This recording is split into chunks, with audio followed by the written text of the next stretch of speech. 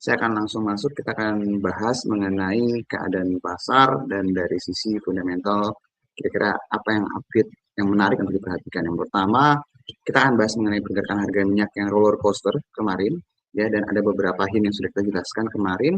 Terus juga kita bahas juga mengenai bumi, yang kalau kita perhatikan ada suatu hal yang menarik untuk diperhatikan. Dan terakhir kita akan update dari sisi active watchlist, ya Elsa, kita keluarkan dari active watchlist per hari perdagangan kemarin, ya, penutupan kemarin, maaf. Jadi saya akan share screen terlebih dahulu. Bapak Fajar, tolong Bapak Fajar.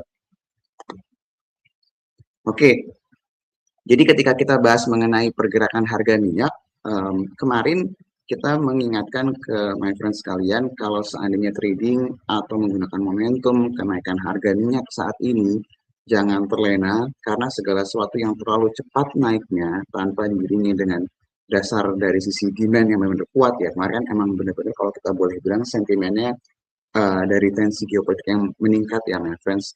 Dan kemarin sudah kita ingatkan bahwa normalnya segala sesuatu yang terlalu cepat naiknya sangat mungkin sekali bisa berubah drastis dalam hitungan yang singkat juga, my friends. Jadi kalau misalnya kalian perhatikan harga minyak untuk WTI, ya, itu sampai hampir $120 per barrel, tadi gue juga sempat kasih lihat teknikalnya, dan ditutupnya itu di bawah $90 per barrel. Kemarin tutup sekitar 87 atau 88, ya my friends. Jadi luar biasa, salah satu pergerakan atau volatilitas tertinggi sepanjang sejarahnya minyak dalam hitungan satu hari, dan ini berubah karena ada memang perubahan narasi. Nah, kalau misalnya kalian nonton episode yang kemarin, ada juga pertanyaan yang kita coba jelaskan bahwa nggak mungkin, maksudnya harga minyaknya bisa turun signifikan karena Irannya mungkin tidak akan menyerah gitu, ya. Kemarin kan ada yang bertanya seperti itu. Kita jelaskan bahwa variabelnya mungkin nggak datang dari Iran, tapi bisa datang dari Amerika Serikat gitu, ya. Kita waktu kemarin kita bilang bahwa sangat mungkin sekali ada deklarasi atau ada pengumuman yang nantinya bisa membuat harga minyak ini berubah narasinya secara signifikan, dan ternyata nggak butuh waktu lama, langsung sore ada berita dari sisi negara-negara G7.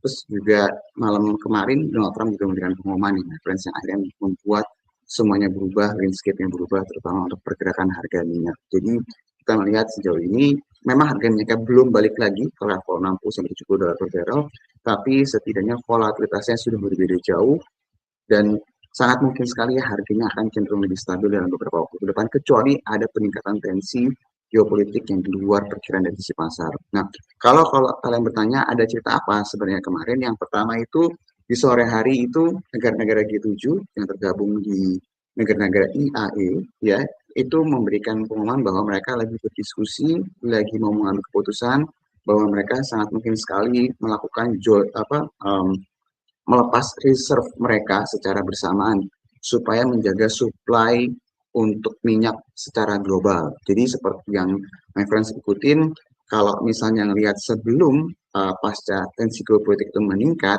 tadinya supply-nya kan tergolong normal, ya my friends, ya, dengan demand yang ada. Tapi karena adanya tensi geopolitik yang meningkat, terus juga adanya gangguan di Selat Hormuz juga, itu akhirnya mengganggu kurang lebih supply minyak di seluruh dunia kurang lebih sekitar 20%. Jadi ketika ada gap kurang dari 20%, ini yang membuat harga minyaknya akhirnya luar biasa secara volatilitasnya. Nah, ketika ada kepastian bahwa akan dibantu ibaratnya dari sisi supply, negara-negara yang memiliki reserve dalam skala yang besar, ini memastikan bahwa volatilitas ke depannya seharusnya tidak akan setinggi beberapa waktu yang lalu, karena sudah ada yang menjaga supaya supply-nya ini lebih ada, ya, di market.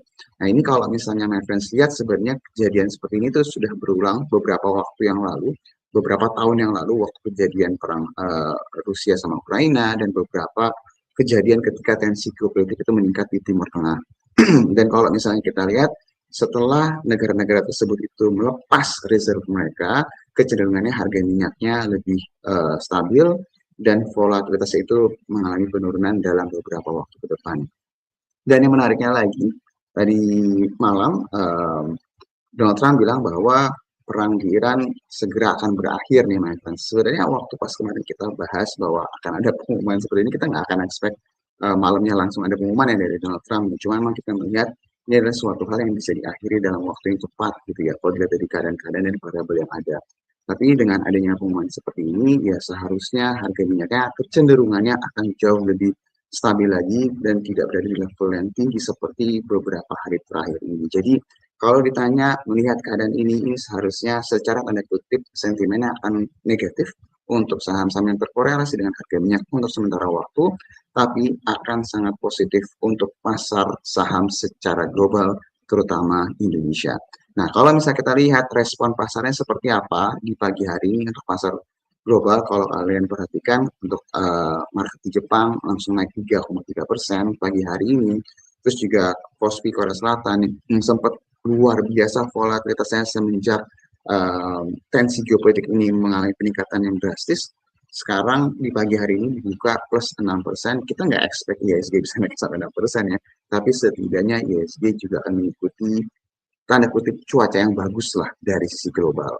Nah, kalau misalnya kita perhatikan juga untuk harga acuan minyak untuk crude oil WTI, kalau misalnya my friends lihat kemarin roller coasternya hampir menyentuh $120 per barrel, tapi setelah itu mengalami penurunan sampai sekarang di pagi hari ini $85 per barrel. Jadi emang luar biasa sekali volatilitasnya. Seperti tadi dijelaskan, salah satu volatilitas tertinggi sepanjang sejarahnya harga minyak ya, my friends.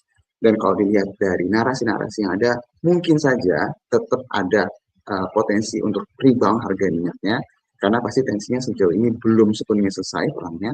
Tapi kalau dilihat volatilitasnya seharusnya tidak akan setinggi beberapa hari yang lalu, ya.